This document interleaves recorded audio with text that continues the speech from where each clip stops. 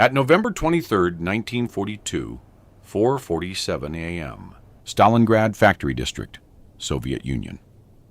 Private Ivan Volkov crouched behind a shattered brick wall with 4 rounds remaining in his Mosin-Nagant rifle.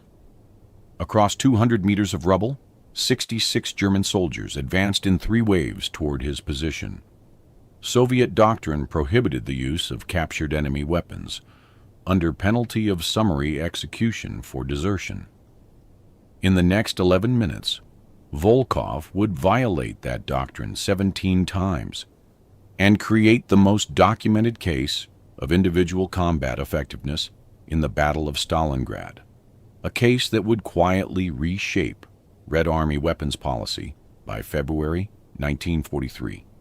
Volkov came from Tula, and 20 miles south of Moscow, where his father operated a metal workshop that repaired agricultural machinery for collective farms.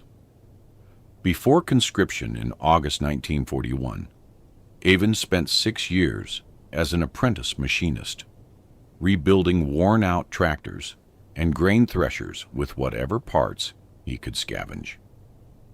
The skill wasn't glamorous, but it taught him one critical principle. When the correct tool isn't available, any tool that functions becomes the correct tool. His foreman, a veteran of the Civil War, put it differently.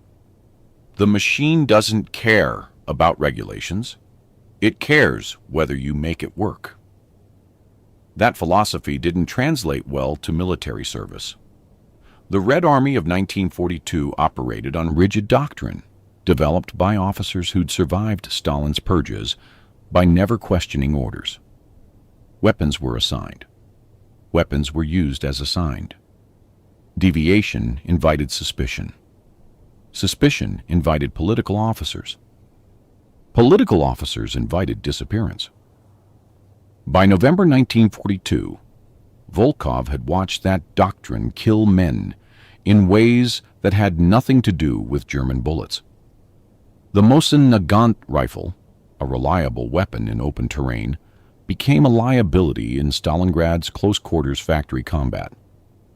The bolt action required precious seconds between shots. The 5-round internal magazine meant constant reloading. The 48-inch length made it unwieldy in tight spaces between machinery and rubble. Private Anatoly Dubois died on November 8th in the Red October factory when his Mosin-Nagant's length prevented him from bringing the weapon to bear as he rounded a corner. A German soldier with an MP-40 submachine gun fired from 8 feet away. Dubois took 11 rounds to the chest and abdomen. Volkov was 6 meters behind him, close enough to hear Dubois' final breath, a wet gurgling sound that lasted 4 seconds. Corporal Sergei Novak bled out on November 12th after a firefight in the Barricade gun factory. He'd fired his 5 rounds, killed 2 Germans, then spent 8 seconds working his bolt and fumbling for a stripper clip, while a 3rd German closed the distance. The German's bayonet entered Novak's abdomen below the rib cage and exited through his lower back. Novak lived for 6 minutes, screaming for his mother in Ukrainian. The German soldier who killed him carried an MP-40 with a 32-round magazine. He hadn't needed to reload once. Lieutenant Boris Volkov, no relation to Ivan, died on November 18th, leading a counterattack through the chemist's shop, a ruined pharmacy that had become a German strongpoint. He'd killed 3 Germans with 3 shots from his Mosin-Nagant, then encountered 4 more in a basement stairwell. Working the bolt in that confined space, his rifle struck the concrete wall. The impact jammed the bolt mechanism. He died trying to clear it, while German bullets tore through his throat and chest. The autopsy, conducted by the battalion medical officer, noted 7 entry wounds. The Germans had used automatic weapons. Volkov had died with a bolt-action rifle that had become a club. Private Mikhail Petrova, A female sniper assigned to Volkov's unit after distinguishing herself at Sevastopol was killed on November 20th by a German she'd already shot. She'd hit him center mass with her Mosin-Nagant from 90 meters. The round struck his chest but failed to penetrate the steel plate he wore beneath his uniform. She was working her bolt for a second shot when he recovered and returned fire with his Kar 98K rifle. Her shot would have killed him instantly if she'd been using the German weapon lying 3 meters to her left, a battlefield pickup from the previous day's fighting. Soviet doctrine forbade her from taking it. She followed doctrine. She died following it. The statistics became impossible to ignore by mid-November. Volkov's company, originally 140 men, had been reduced to 47 effectives. Soviet intelligence estimated German forces in their sector were similarly depleted, yet the Germans maintained superior firepower in close combat. A classified report prepared by the battalion political officer noted that 68% of Soviet casualties in factory combat died while reloading or working bolt mechanisms. The report concluded that soldiers required greater dedication to Marxist-Leninist principles. It did not mention weapons. Volkov mentioned weapons to his company commander on November 21st. Captain Grigory Volkov, again no relation, was a pre-war officer who'd survived by being competent enough to win battles and political enough to avoid making enemies. He listened to Private Volkov's assessment in the basement of the Lazur chemical plant, surrounded by maps and discarded ration tins. "The Germans have automatic weapons," Volkov said. "We have bolt-action rifles. In rooms and corridors, automatic weapons win." "We have PPSH submachine guns," the captain replied. "We have 17 PPSH submachine guns for 47 men," Volkov said, "and 240 rounds of ammunition total for those 17 weapons. We have 4,800 rounds of 7.62 mm for Mosin-Nagants. We have the wrong ammunition for the right weapons." "Then use your rifle better." "I used Dubois' rifle perfectly. I fired 5 shots and killed 4 Germans. The 5th German killed Dubois while I was reloading." The captain studied his maps. The silence stretched for 11 seconds. "There are German weapons everywhere," Volkov said quietly. "MP-40s, Kar 98Ks, MG-34s. Some still have ammunition. We walk past them because regulations prohibit use of enemy weapons because it creates identification problems," the captain interrupted. "Soviet soldier fires German weapon. Sounds like German soldier. Gets shot by Soviet soldier. This has happened. I have filed the reports. Then we paint them red. Private Volkov. Or we tie cloth to them. Or we only use them inside buildings where sound identification doesn't matter.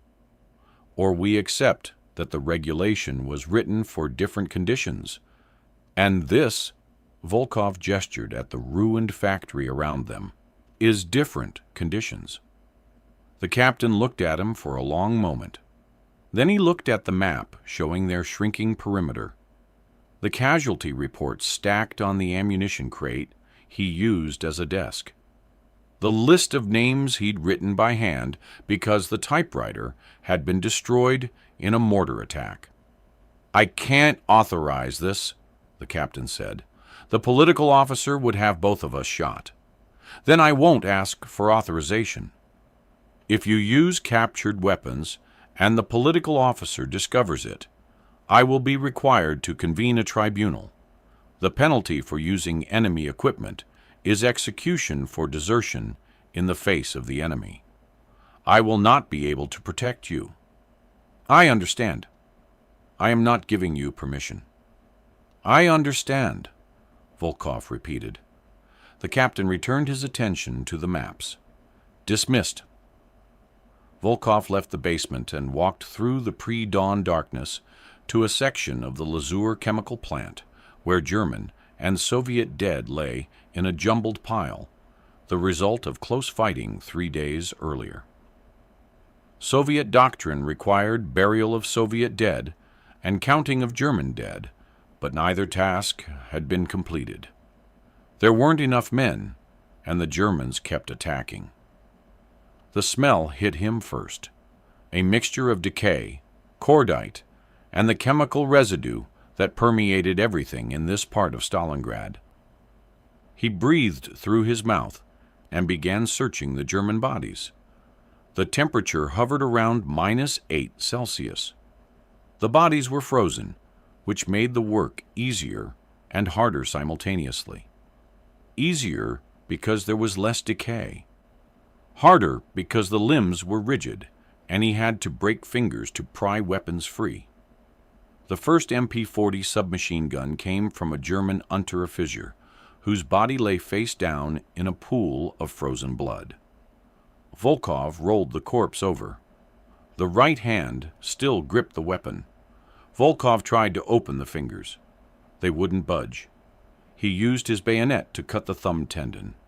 The fingers relaxed. He pulled the MP-40 free and checked the chamber. Empty. He checked the magazine. 14 rounds remaining. The second MP-40 came from a German soldier who'd been killed by a hand grenade. The explosion had torn away most of the soldier's left side, but the MP-40 remained functional. Volkov field stripped it by moonlight, checking each component. The recoil spring showed normal wear. The bolt moved smoothly. The barrel was fouled but serviceable. He found 2 additional magazines in the dead soldier's pouches, one with 23 rounds, one with 17. A Kar 98K rifle lay beneath a Soviet corpse. Volkov moved the body, Corporal Alexei Romano, killed 2 days ago by a shot to the head, and retrieved the rifle. The Kar 98K was nearly identical to the Mosin-Nagant in function, but lighter by 6 ounces and 3 inches shorter. He found a leather pouch containing 35 rounds of 7.92 Garry's 57mm ammunition. By 5:20 a.m., Volkov had collected 4 MP-40 submachine guns, 2 Kar 98K rifles, 1 MG-34 machine gun with a damaged feed mechanism, and 347 rounds of mixed German ammunition. He carried the weapons to an alcove in the factory basement, a space created when a Soviet shell had collapsed part of the ceiling. He arranged the weapons on a canvas tarp and began cleaning them with a rag soaked in machine oil scavenged from a broken lathe. The work took 43 minutes. His fingers went numb twice. He had to stop at 5:47 a.m. to warm his hands over a small fire another soldier had built from broken furniture. When he returned to the alcove, he found Private Yakov Sullivan, an American volunteer whose grandparents had emigrated from Ireland before returning to the Soviet Union during the Depression, examining the MP-40s. "Where did these come from?" Sullivan asked in Russian with a thick accent. "The Germans left them. The political officer will have you shot. Only if he finds out." Sullivan picked up one of the MP-40s, checked the chamber, worked the bolt. "I used one of these in Madrid. Spanish nationalists had them. Good weapon, simple, reliable." He looked at Volkov. "You planning to use these yourself?" "I'm planning to stay alive." "I'll keep quiet if you give me one." Volkov handed him the MP-40 with 23 rounds. Sullivan nodded once and walked away. At 6:15 a.m., the German attack began.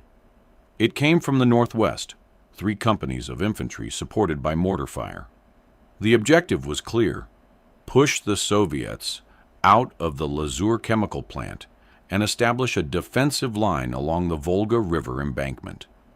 Volkov's company held the southern section of the plant, 47 men spread across 400 meters of ruins. Volkov took his position in a second-floor room that overlooked the main approach. He had his Mosin-Nagant rifle with 4 rounds, one MP-40 with 14 rounds, and one Kar 98K with 35 rounds. He'd left the other weapons in the alcove. The German advance was methodical. They moved in squad-sized elements, using rubble for cover, advancing under suppressing fire from MG-34 machine guns positioned in the buildings across the street. Soviet return fire was sporadic. Most of the company's ammunition had been expended in the previous day's fighting. At 6:28 a.m., 6 German soldiers entered the ground floor of Volkov's building. He heard their boots on concrete, their voices calling to each other in German. The Mosin-Nagant was too loud for this. The sound would give away his position to Germans still outside. He set the rifle down and picked up the MP-40. The weapon felt different than the Mosin-Nagant. Lighter. The balance point was further back.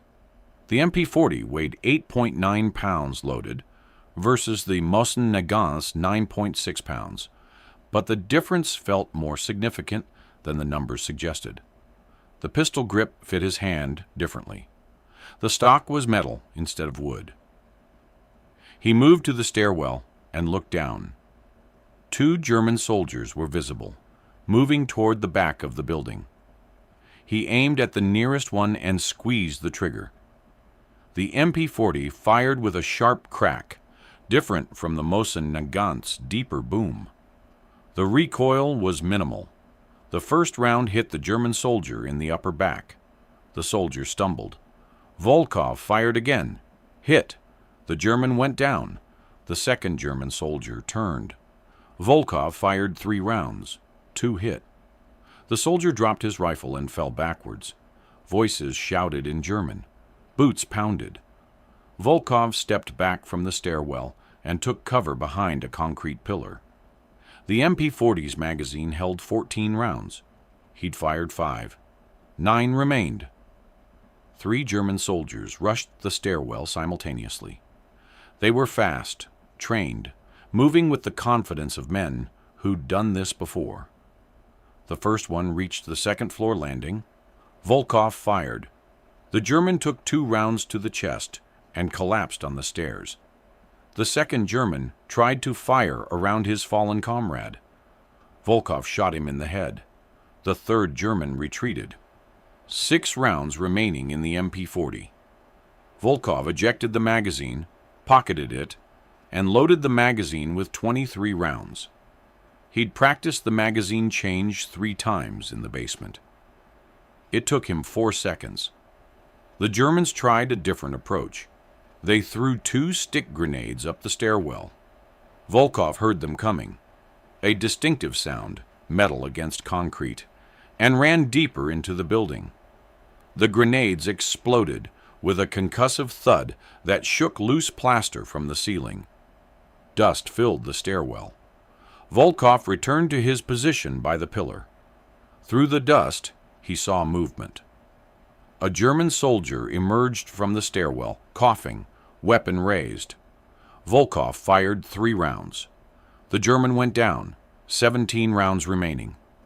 4 German soldiers dead, 2 still unaccounted for, from the original 6.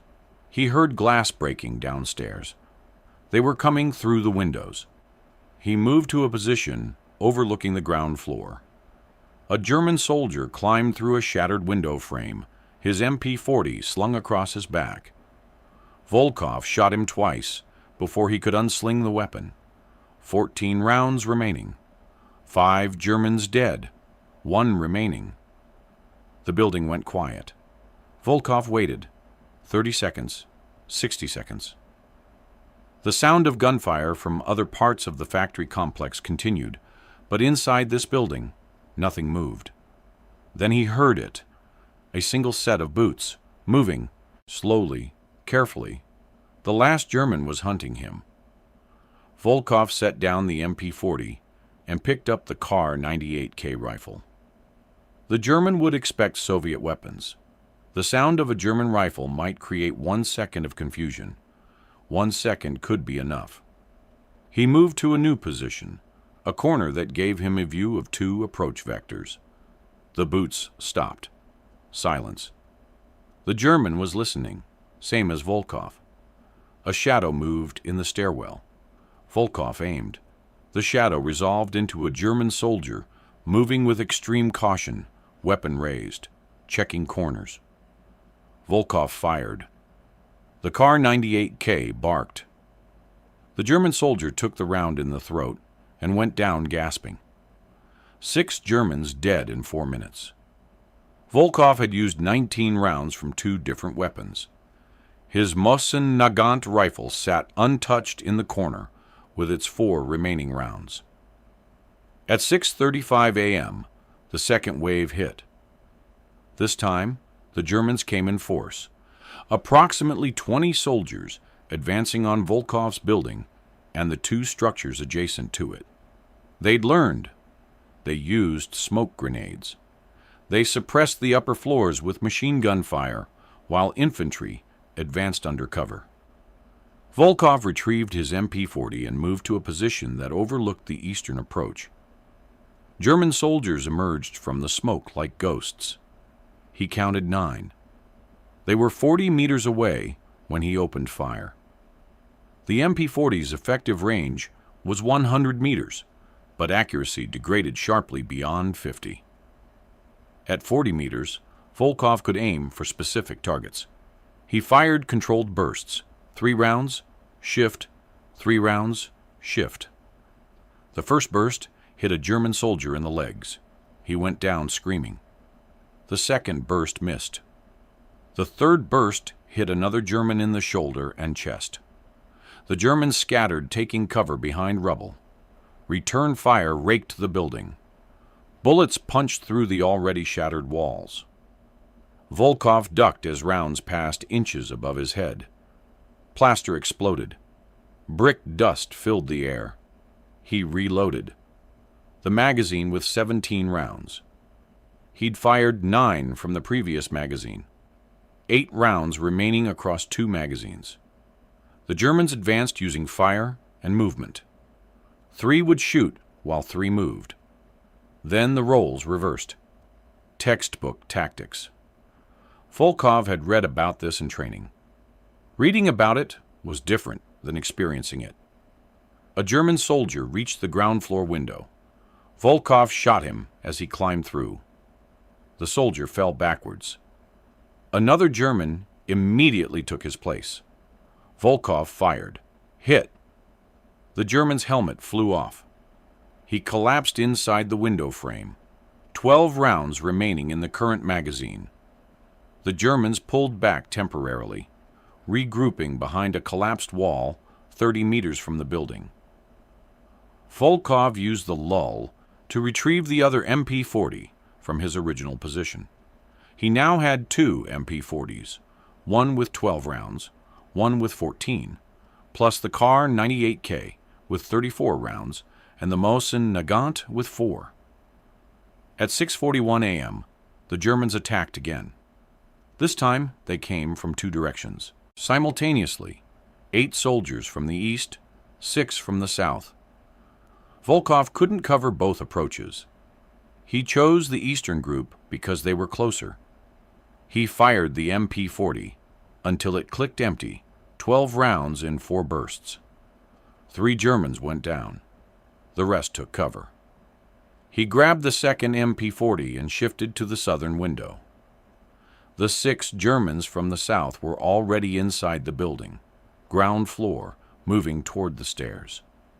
He fired down through a hole in the floor. The angle was bad. He hit 1 German in the leg. The others returned fire. Rounds punched through the floor around Volkov's position. He rolled away from the hole. The Germans were inside. They had numbers. They had momentum. Volkov had height and decreasing ammunition. He heard them on the stairs, multiple sets of boots, coordinated movement. They'd learned from the first group. They weren't rushing. They were taking it slow. Volkov positioned himself at the top of the stairwell with the Kar 98K. The weapon's 5-round magazine was full. He worked the bolt, chambering around. The sound was distinctive, unmistakable. The boots on the stairs stopped. Silence. Both sides listening. A German voice called out, "Russian, surrender! We will treat you well." Volkov said nothing. The boots started moving again, faster now. They thought they had him cornered. The first German appeared at the landing. Volkov shot him in the chest. The German fell backwards into the soldier behind him. Volkov worked the bolt. Fired. Hit the second German in the abdomen. Worked the bolt. The third German ducked back around the corner. More stick grenades came up the stairs. Volkov ran. The explosions shook the building. Part of the ceiling collapsed. The stairwell filled with dust and debris. Volkov moved to the southern window and looked down. 3 German soldiers were climbing through the ground floor windows, using the confusion of the grenades as cover. He shot 2 with the Kar 98K. 2 shots, 2 kills. The third one made it inside. 1 round left in the Kar 98K. Volkov pocketed the rifle and picked up the empty MP-40. He still had the magazine with 8 rounds. He loaded it and charged the weapon. The building's second floor had 3 rooms connected by a corridor.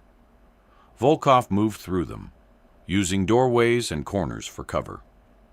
He heard Germans below and Germans on the stairs. At least 8, possibly more. He had 8 rounds in the MP-40 and 4 rounds in the Mosin-Nagant. A German soldier appeared in a doorway. Volkov fired. Hit. The soldier went down. 7 rounds remaining. 2 Germans came through different doors simultaneously. Volkov shot the nearest one. 2 rounds. Center mass. The German fell. The second German fired. Rounds cracked past Volkov's head. He dove behind an overturned desk and returned fire. 3 rounds. The German retreated. 2 rounds left in the MP-40. At least 6 Germans still in the building. Volkov dropped the MP-40 and unslung his Mosin-Nagant. The rifle felt familiar after the alien ergonomics of the German weapons. He worked the bolt, chambering one of his 4 remaining Russian rounds. A German soldier rushed his position, firing an MP-40 on full automatic. The burst went wide. Volkov aimed and fired once. The German's head snapped back. He dropped. 3 rounds left in the Mosin-Nagant. At least 5 Germans remaining. The Germans changed tactics. They stopped advancing. Instead, they began systematically destroying the second floor with gunfire and grenades. They were going to collapse the building with Volkov inside. He had to move. He ran to the northern side of the building, where a partially collapsed wall provided access to an adjacent structure. The gap between buildings was 8 feet. Below was a 20-foot drop onto concrete and rubble. Volkov jumped. He hit the adjacent building's floor hard, rolled, came up running. Behind him, the Germans realized what he'd done. Voices shouted, boots pounded. The adjacent building was in worse condition than the first. 3 walls standing, no roof, staircases reduced to rubble. Volkov found a position behind a concrete support pillar and waited. 3 Germans appeared in the gap between buildings. They started to climb across. Volkov shot the first one with the Mosin-Nagant. The German fell into the gap between buildings and didn't make a sound after hitting the ground. Volkov worked the bolt. 2 rounds left. The other 2 Germans made it across. Volkov shot one as he landed. The German went down with a round through the chest. Volkov worked the bolt for his final round. The last German fired first. His MP-40 rounds struck the concrete pillar. Chips of stone sprayed Volkov's face. He felt a sharp pain above his right eye. Blood ran down his face. He wiped the blood away with his sleeve, aimed, and fired his last round. The German took it in the shoulder, spun, fell. The Mosin-Nagant was empty. Volkov drew his combat knife and approached the wounded German. The soldier was young, maybe 20, clutching his shoulder, trying to bring his MP-40 to bear with one hand. Volkov kicked the weapon away. The German looked up at him, eyes wide, speaking rapidly in German. Volkov didn't understand the words, but the tone was clear, pleading. Volkov picked up the German's MP-40. The magazine was half full. He left the German there, shoulder wound, bleeding, and returned to his original position. At 6:54 a.m., the third wave attacked. This wave was different. The Germans had committed nearly their entire available force, approximately 30 soldiers with machine gun support. They'd accepted that Volkov's position was costing them casualties, and they'd decided overwhelming force was the solution. Volkov watched them come. He counted them as they assembled in the rubble 100 meters away. 32 soldiers visible, possibly more out of sight. He had one half-full MP-40 magazine, one empty MP-40, one empty Mosin-Nagant, and one Kar 98K with one round. The mathematics were straightforward. He couldn't win.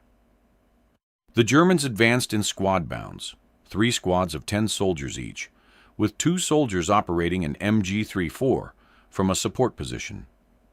The MG-34 opened fire, raking the buildings where Soviet defenders remained. The sound was distinctive, a high rate of fire, approximately 800 rounds per minute, the bullets making a tearing sound as they passed. Volkov counted rounds in the MP-40. 16. The first German squad reached 50 meters. Volkov fired controlled bursts. 3 rounds. A German soldier went down. 3 rounds. Another hit. The squad took cover. 10 rounds remaining. The second squad advanced through a different approach, using a collapsed wall for cover. Volkov shifted position and fired. 2 bursts, 1 German down, 1 wounded. 4 rounds remaining. The third squad was circling around to flank him. Volkov saw the movement, soldiers dashing between ruins, getting closer. He fired his last 4 rounds at them, hit 1, maybe. The MP-40 clicked empty. Volkov dropped it and picked up the Kar 98K with its single round, 1 shot, 30-plus Germans. He thought about Dubois dying in a corridor, Novak bleeding out over 8 seconds. Lieutenant Volkov with a jammed bolt. Petrova killed because doctrine said she couldn't use the weapon that would have saved her life. He thought about the captain's words, "I will not be able to protect you." He looked at the dead German soldier, whose MP-40 he'd just emptied. The soldier's pouches held 2 additional magazines. Volkov took them. One had 28 rounds, one had 31. He looked at the other dead Germans scattered through the building. How many MP-40s? How much ammunition? The third squad was 30 meters away. Volkov shot their leader with the Kar 98K's last round. The soldier went down, the squad scattered. Volkov ran to the nearest German corpse and pulled an MP-40 free. He checked the magazine. 19 rounds. He slung it and ran to the next corpse. Another MP-40. 23 rounds. The Germans were shouting. They knew he was collecting weapons. They were rushing now, trying to get to him before he could rearm. Volkov grabbed a third MP-40 from a German he'd killed in the first wave. Full magazine. 32 rounds. He had 3 MP-40s loaded and 2 spare magazines. 74 rounds plus 59 in the loaded weapons. 133 rounds total. A German soldier appeared in the doorway. Volkov shot him with the first MP-40. 4 rounds. The German went down. 129 rounds remaining. 2 more Germans rushed the building together. Volkov fired. 6 rounds. Both went down. 123 rounds. The Germans pulled back. Volkov used the time to arrange his weapons. He placed the 3 loaded MP-40s in easy reach and the spare magazines in his pockets. His hands were shaking. He clamped them together until they steadied. At 7:02 a.m., the Germans attacked in force. All remaining soldiers, approximately 26, advancing simultaneously from multiple directions. They were done being tactical. They were going to overwhelm him with numbers. Volkov fired the first MP-40 until empty. 19 rounds in controlled bursts. 4 Germans went down. The rest kept coming. He dropped the empty weapon and grabbed the second MP-40. 23 rounds. He fired 3-round bursts at targets of opportunity. A German climbing through a window. A German crossing open ground. A German positioning an MG-34. The weapon ran dry, 5 Germans down, 21 still advancing. He grabbed the third MP-40, 32 rounds. The Germans were inside the building now, multiple entry points, coordinated assault. This was the end. Volkov knew it. The Germans knew it. He fired the MP-40 in sustained bursts. A German on the stairs, 3 rounds. A German in the eastern room, 4 rounds. 2 Germans coming through the northern breach, 6 rounds combined. The MP-40 overheated. The barrel was almost too hot to touch. Volkov's hands were blistered from the heat. He kept firing. 12 rounds left. 3 Germans down, 10 rounds. 2 Germans down, 5 rounds. 1 German down, 3 rounds. A German soldier took them in the chest and abdomen and kept coming for another 2 steps before collapsing. The MP-40 clicked empty. Volkov drew his knife. A German soldier appeared in the doorway, MP-40 raised. Volkov charged him. The distance was 4 meters. The German fired. Missed. Volkov closed the gap and drove the knife into the German's throat. The soldier went down gurgling. Volkov took the German's MP-40. The magazine was nearly full. 30 rounds. At 7:08 a.m., the Soviet counterattack arrived. Volkov heard them before he saw them. PPSH submachine guns. Distinctive sound. Soviet voices shouting. A platoon from another company had seen the fighting and maneuvered to hit the Germans from the flank. The Germans, caught between Volkov and the Soviet platoon, broke. They retreated in disorder, leaving their dead and wounded. The Soviet platoon pursued for 50 meters, then stopped and consolidated their position. Volkov sat down on the floor of the building. His hands were blistered from hot weapons. His face was covered in blood from the stone chip that had cut his forehead. His ears rang from sustained gunfire in enclosed spaces. He counted the German bodies he could see from his position. 17. There were more in other parts of the building and outside. A Soviet lieutenant appeared in the doorway, PPS at the ready. He looked at Volkov. He looked at the dead Germans. He looked at the 3 empty MP-40s arranged on the floor. "Who are you?" the lieutenant asked. "Private Ivan Volkov, 2nd Company." "Where is your rifle?" "Empty." The lieutenant looked at the MP-40s again. "Those are German weapons." "Yes." "You used German weapons." "Yes." The lieutenant said nothing for several seconds. Then, "How many did you kill?" "I don't know. I didn't count." "Count now." Volkov walked through the building with the lieutenant. They counted bodies. 17 inside the building. 4 more in the adjacent building. 3 in the gap between buildings. 2 more outside. The lieutenant's platoon reported finding additional German dead in their line of advance, soldiers who'd been wounded in Volkov's building and died while retreating. The final count was 28 confirmed kills attributed to Volkov's position. The lieutenant's platoon claimed 12 more. The Germans had committed approximately 66 soldiers to taking this section of the factory. 40 had been killed or wounded. The remaining 26 had retreated.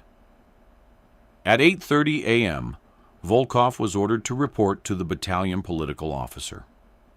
The political officer operated from a basement in the Barricadi gun factory 2 blocks away. Volkov walked there escorted by 2 soldiers with PPSH submachine guns. The escort wasn't for protection. The political officer was a major named Dmitry O'Brien. His grandfather had been an American communist who'd emigrated to the Soviet Union in the 1920s. O'Brien sat behind a desk made from ammunition crates. He had Volkov's company commander's report in front of him. He also had the German MP-40s, which had been confiscated and brought to his office. "Private Volkov," O'Brien said, "you are accused of using enemy weapons in combat. This is a violation of Red Army regulations and constitutes potential desertion in the face of the enemy. How do you respond?" "I used German weapons, Comrade Major." "Why?" "Because I was out of ammunition for Soviet weapons." "Your company commander's report says you collected German weapons before the battle began." "Yes, Comrade Major." "Why?" Volkov said nothing. "I asked you a question, Private." "Because Soviet weapons are inadequate for factory combat." The room went silent. O'Brien leaned back in his chair. One of the escorts shifted nervously. "Inadequate," O'Brien repeated. "Yes, Comrade Major. The Mosin-Nagant rifle is too long for close quarters. The bolt action is too slow. The 5-round magazine requires constant reloading. Men die while reloading. Men die in war, Private. Men die unnecessarily when they have the wrong weapons. And you decided to correct this deficiency on your own initiative." "Yes, Comrade Major." "Without authorization." "I requested authorization. My company commander said he could not provide it." O'Brien looked at the company commander's report again. "Captain Volkov claims he told you that use of enemy weapons would result in a tribunal." "Yes, Comrade Major." "Yet you proceeded anyway." "Yes, Comrade Major." "Why?" Volkov thought about how to answer. He thought about Dubois and Novak, and Lieutenant Volkov and Petrova. He thought about the regulation that had killed them as surely as German bullets. "Because the regulation is wrong, Comrade Major." O'Brien stood up. "The regulation is Red Army doctrine.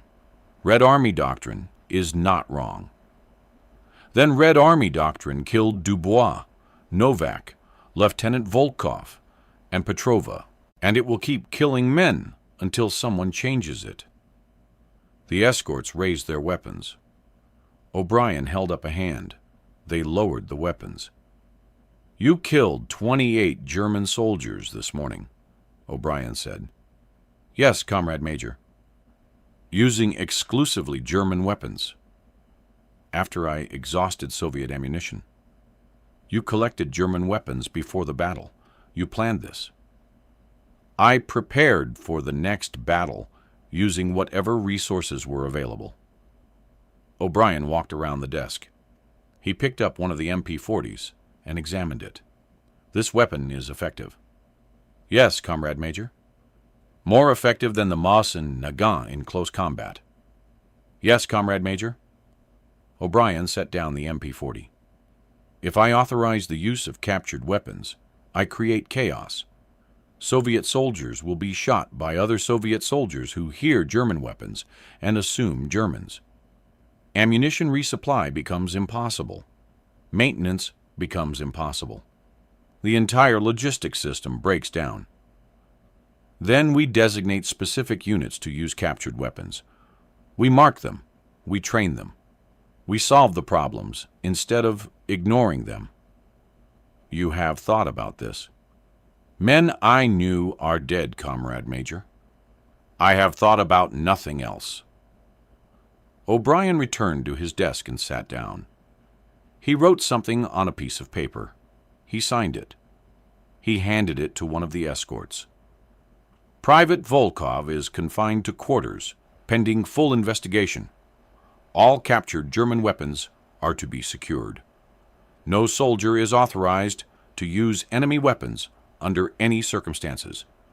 This order is effective immediately. He looked at Volkov. Dismissed. Volkov was escorted to a basement room in the Lazur chemical plant. The room was 6 feet by 8 feet with no window. A blanket on the floor served as a bed. The door was locked from outside.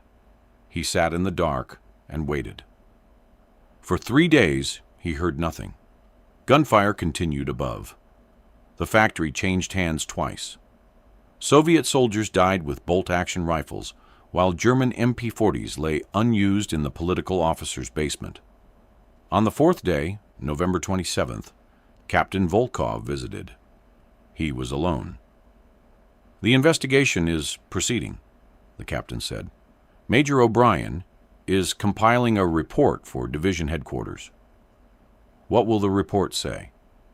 That you violated regulations, endangered unit cohesion, and created potential for friendly fire incidents.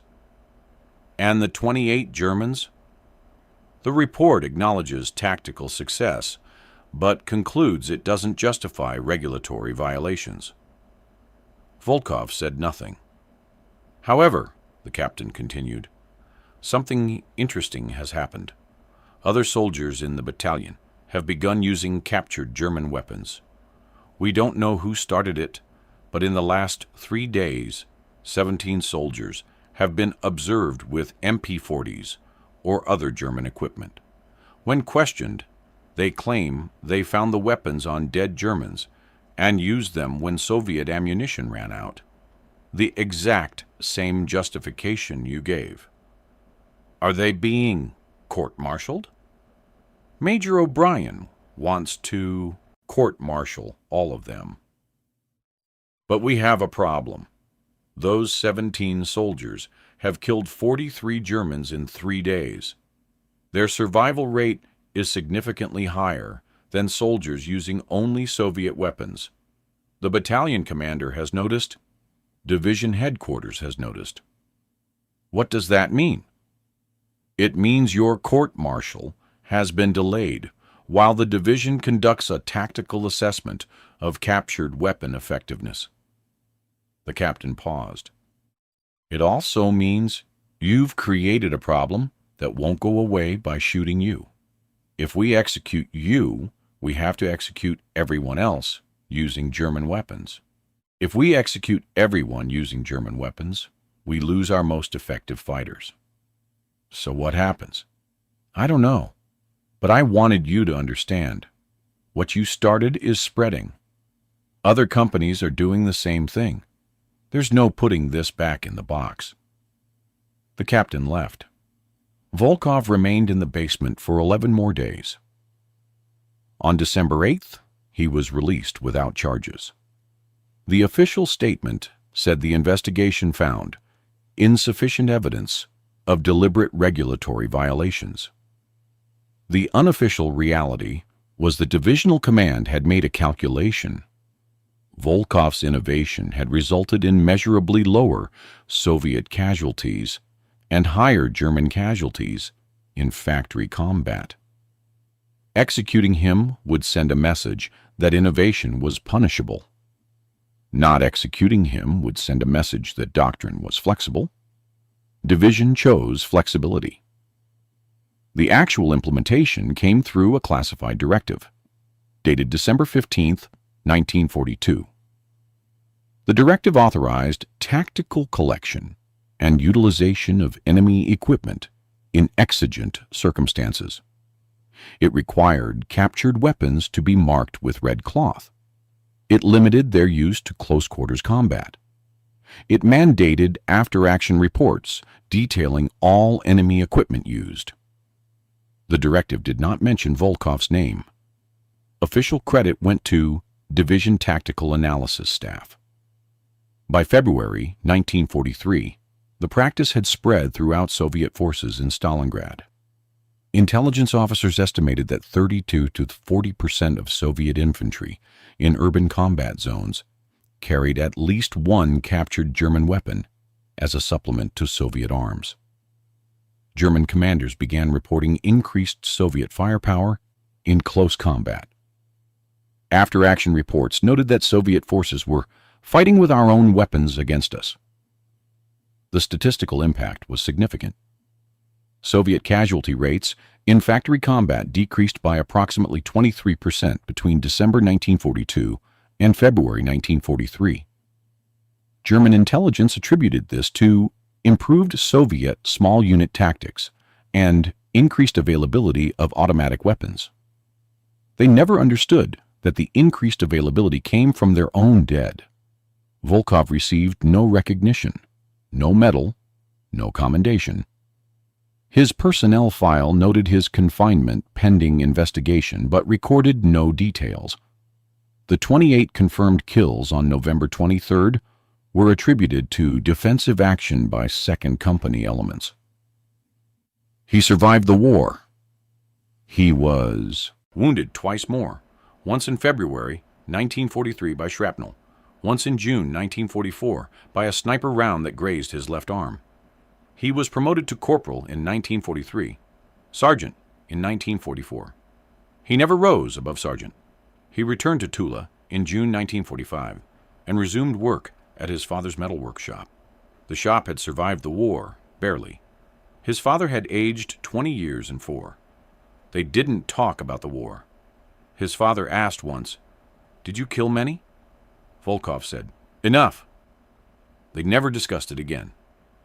He married in 1947 a woman named Katya, who worked at the Collective Farm Administration office. They had 2 children, both daughters. He raised them in the same apartment building where he'd grown up. He repaired tractors and grain threshers and occasionally farm trucks. The work was identical to what he'd done before the war. He never spoke about Stalingrad. When veterans groups invited him to commemorations, he declined. When a local journalist tried to interview him in 1967 about his war service, he refused. When his daughters asked about the scars on his hands, the burn scars from overheated weapon barrels, he told them he'd been careless with a welding torch. In 1982, a Soviet military historian researching Stalingrad tactics found references in archived German intelligence reports to increased Soviet automatic weapons usage beginning December 1942. The historian cross-referenced Soviet records and found the December 15, 1942 directive authorizing captured weapon use. The historian attempted to identify who had initiated the practice. The trail led to Volkov's confinement in November 1942, but the investigation records were incomplete. The historian wrote to Volkov, requesting an interview. Volkov never responded. Ivan Volkov died in November 1987 at age 68 from heart failure. His obituary in the Tula newspaper mentioned his military service in one sentence. Volkov served in the Red Army from 1941 to 1945 and participated in the defense of Stalingrad. It did not mention the November 23, 1942 action. It did not mention the 66 German soldiers. It did not mention that his violation of regulations had saved hundreds of Soviet lives by forcing the Red Army to acknowledge that doctrine written in peacetime Moscow didn't account for reality in wartime Stalingrad. The funeral was attended by approximately 40 people, family, co-workers, neighbors. 3 elderly men in old Red Army uniforms stood together at the back of the cemetery. They didn't speak to the family. After the burial, one of them placed a German MP-40 magazine on the grave. It was empty. The magazine had been polished until it gleamed. One of the old soldiers said to another, "He showed us we could use what worked instead of dying with what didn't." The other soldier nodded. Officers never credited him. Officers never credit sergeants, but we knew. They stood there for several minutes, then walked away. Innovation in war doesn't originate in staff colleges or headquarters briefing rooms. It comes from men in basements and ruined factories who've watched friends die from preventable causes and who possess both the skill to identify solutions and the courage to implement them despite consequences. The Red Army's tactical flexibility in Stalingrad, the willingness to use captured weapons, to adapt doctrine to terrain, to prioritize results over regulations, came not from commanders, but from privates, from men like Volkov, who understood that survival mattered more than compliance. The official histories credit tactical evolution and adaptation to urban warfare conditions. They don't credit the machinist from Tula, who violated regulations, risked execution, and forced the system to acknowledge reality. They don't credit the 17 soldiers who saw what he did and followed his example. They don't credit the hundreds who lived because doctrine changed. That's how the Red Army learned to fight in Stalingrad. Not through orders from Moscow, through sergeants who picked up enemy weapons and refused to die with the wrong rifle in their hands. If you found this story compelling, please like this video. Subscribe to stay connected with these untold histories from World War II. Leave a comment telling us where you're watching from, and share this to honor the forgotten innovators who changed warfare from the bottom up. Thank you for keeping these stories alive.